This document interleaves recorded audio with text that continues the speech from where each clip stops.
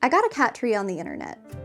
I'm a cat content creator, so I decided to film the process of putting it together, and I had planned on using the video to talk about the importance of vertical space for cats. But in the process of doing so, I started to feel uneasy because I was like, I don't want anybody to think that this is an ad. Because I don't want anybody to buy this cat tree, because this cat tree shouldn't exist.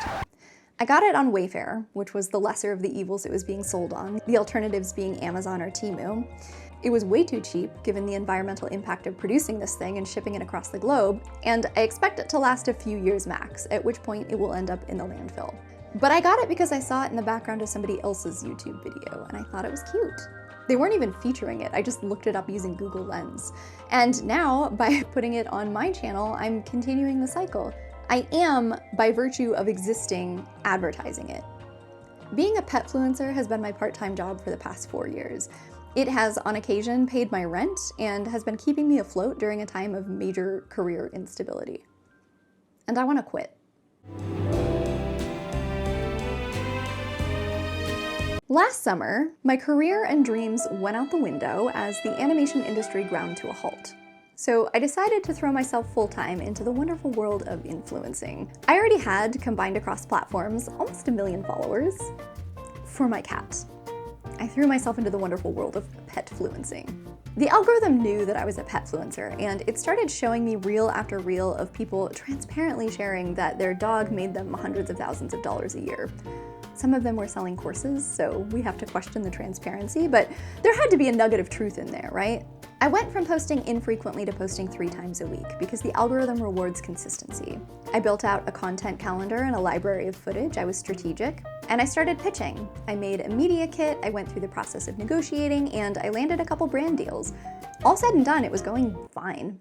The concept of influencing is easy to hate, and I think that's a really lazy take. Nearly all jobs exist for the purpose of selling something. We don't treat graphic designers with vitriol, despite the function of graphic design being, at least in the marketing sector, to communicate brand identity. When I worked in animation, that was by far the most fulfilling job I'd ever had. But the purpose of making a show is still to generate revenue for the studio. The direction of our show was frequently influenced based on audience reception. At the request of the network, characters, locations, or plot points that were driving either more views or toy sales would be featured more frequently. Hi, fan, come on. But does that sound familiar? Doing things for the sake of views? It's no coincidence that when we think of an influencer, we think of a beautiful woman taking selfies. We chastise influencers for being self-absorbed, but is it impossible for a woman to be self-aware, to be playing a character in an online TV show? And is it a problem if she knows that she's pretty? What is the difference between a businessman promoting his business to other businessmen and a woman selling skincare products to other women? Does the businessman not use likability or looks to his advantage? To me, a lot of influencer hate boils down to how dare a woman be hot and charming and successful? The vile temptress. And trust me, I feel weird talking about this when my account is about my cat. To be fair, he's a very beautiful cat. But I've spent a lot of time learning about this industry, and there aren't a lot of differences whether you're promoting cat food or running shoes. Influencer marketing works. In a survey conducted by Matter Communications in 2023, of over 1,000 people polled, 81% said they had either purchased or considered purchasing a product after seeing family, friends, or influencers post about it. The most convincing influencers were those categorized as relatable personalities. They ranked higher than influencers categorized as experts, aspirational personalities, and way above celebrity influencers. The more trust you cultivate with your audience, the more likely they are to buy your products. You can carry that responsibility as ethically or as unethically as you choose. Ads don't perform as well as regular content on social media, and brands are highly aware of this. It's why they're such big fans of ad frameworks like 5 tips for cat owners. It's content that, as a casual scroller, I always hate to encounter because I'm like, oh cool, useful cat tips, and then suddenly number 3 is like, you have to feed your cat these special treats, and then I realize that I've been bamboozled. FTC regulations require that influencers disclose when something is an ad. I can't tell you how many times brands actively requested that I skirt those requirements. They would ask me to make the call-out text on a video as small as possible, or to bury the disclosure that it was an ad at the bottom of the caption, way under the hashtags. And this is also where we've seen the rise of product placement in social media. One of the more well-known proponents of this is Bloom, a powdered drink supplement. It's very top of funnel. I mean, it verges on product placement in their already normal content. You know, we're not asking influencers to take our greens bottle and give a whole sales pitch about the product. We want them to just show how they're incorporating it in their life. If you see your favorite influencer using something enough, it creates a positive association. It's advertising without realizing you're being advertised to. I'm not going to call out this person by name, but I will never forget seeing an influencer talk about her recent miscarriage while stirring a Bloom drink. Lot to unpack. I can understand expressing disappointment at somebody that you follow for making a distasteful choice. But I also think that the criticism for marketing practices like these should be aimed more heavily at the brands that are pushing them than the individuals participating in them. I see posts sneering at influencers for charging insane rates, but the brands are the ones getting a deal. Hello again. In an interview with Bloom, the co-founder Greg LaVecchia Hi, my name's Greg LaVecchia. said that the cost per 1,000 views was a tenth of the cost on TikTok than they paid on YouTube or for podcast ads. The cost is even higher for traditional forms of marketing. Like TV ads are really expensive. If you're talking where our influencer program's at now, it's well below $10. So we're able to get millions of views for a fraction of the price that the average business is getting it. He went on to lament that influencers are more aware of their rates these days now that everybody has an agent, so they're less able to rip influencers off. Poor Bloom! I would always cringe when posting an ad, and I felt guilty for it. I would try really, really hard to only partner with brands that I either authentically used or had wanted to use. And sometimes I think I was just overthinking the whole thing, which would be the first time that's ever happened, because plenty of people enjoy seeking recommendations from creators online. Sometimes accounts serve as aggregates, like they're experts in their field and they've tried all sorts of solutions and they've found the best ones. And there's a sort of chicken then egg way to go about this, where you can sign up for an affiliate link when you know that there's a product that you want to recommend. I've definitely done this approach. But by virtue of being an affiliate, you are to a degree representing the company, at which point there are limitations to what you can say before you risk damaging that relationship. Is total authenticity ever possible when money is involved? But then that would also include the music that we listen to and the shows that we watch and literally anything that we participate in. So it's almost like we would have to make some sort of fundamental change to society in order to remedy that. So let's scrap that and move on. I didn't like the feeling of making authentic connections to people and then turning around and trying to sell things to them.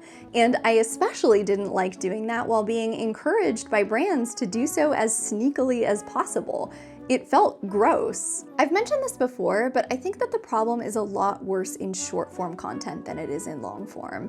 I'm a lot more comfortable seeing an ad in a YouTube video because it's clear that it's an ad. I have agency in choosing whether or not to engage with it, and because of that agency, I feel more comfortable enjoying it. I don't mind a well-done commercial. What I don't want is to be tricked. I would much rather influencer marketing look like celebrity cameos in commercials where so-and-so is endorsing Coca-Cola. I don't think it's wrong to participate in the game, but I came from a marketing background, and I left that to pursue animation because I wanted to be closer to making something that was purely creative. And I want to move closer to that pursuit and not further away from it. So I find myself at a crossroads.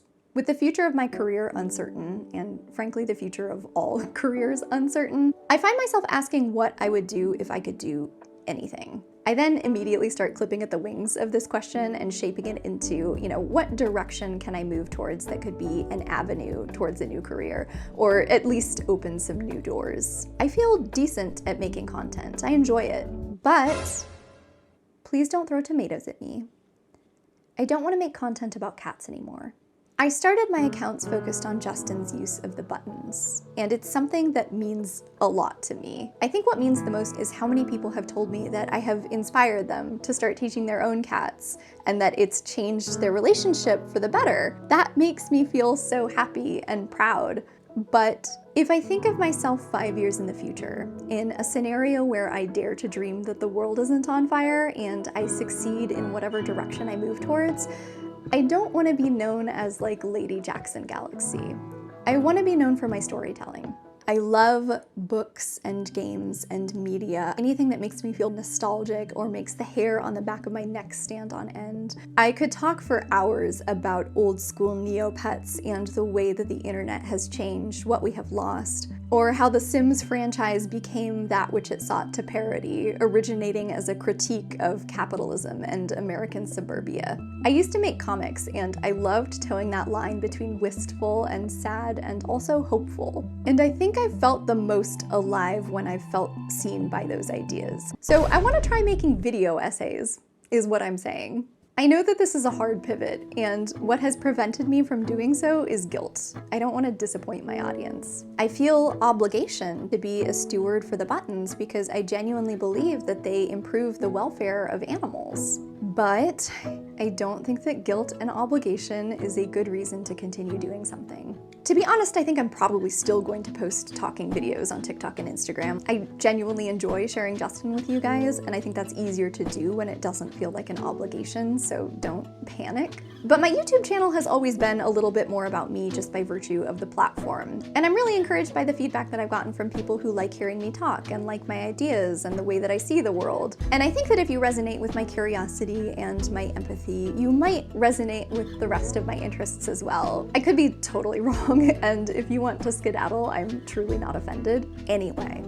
My cat tree is finished, and my cats genuinely love it. They enjoy playing King of the Castle and chasing each other up and down it. I hope that you took something from this video. I hope that you learned something, but I hope that you don't buy this cat tree.